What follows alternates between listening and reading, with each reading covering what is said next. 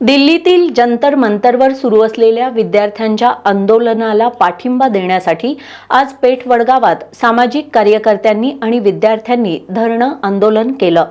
बंडखोर सेना पक्षानंही वडगाव नगरपालिका चौकात नीट पेपरफुटी आणि जंतर मंतर लाठी हल्ल्याच्या निषेधार्थ निदर्शनं केली। दोन्ही आंदोलनांमध्ये केंद्र सरकार आणि दिल्ली पोलिसांविरोधात जोरदार घोषणाबाजी करण्यात आली।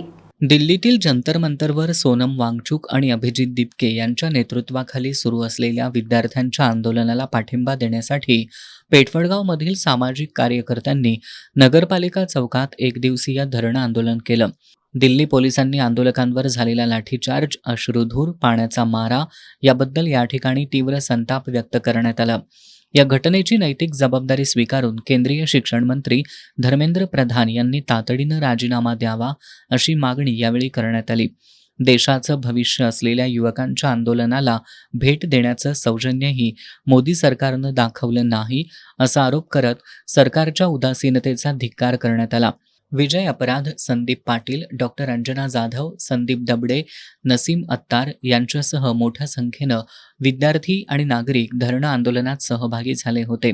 याच दरम्यान बंडखोर सेना पक्षानंही वडगाव नगरपालिका चौकात नीट पेपरफुटी आणि जंतर मंतर लाठी हल्ल्याच्या निषेधार्थ निदर्शनं केली। पालिका चौकात विद्यार्थ्यांना न्याय द्या, पेपरफुटीतील दोषींना शिक्षा करा, दडपशाहीचं सरकार हाय हाय अशा घोषणांनी परिसर दणाणून गेला। बंडखोर पक्षाचे संस्थापक अध्यक्ष शिवाजी आवळे यांनी यावेळी बोलताना आंदोलन करणाऱ्या विद्यार्थ्यांवर लाठीमार करणारे पोलीस जनतेच्या संरक्षणासाठी आहेत की सरकारच्या असा संतप्त सवाल केला।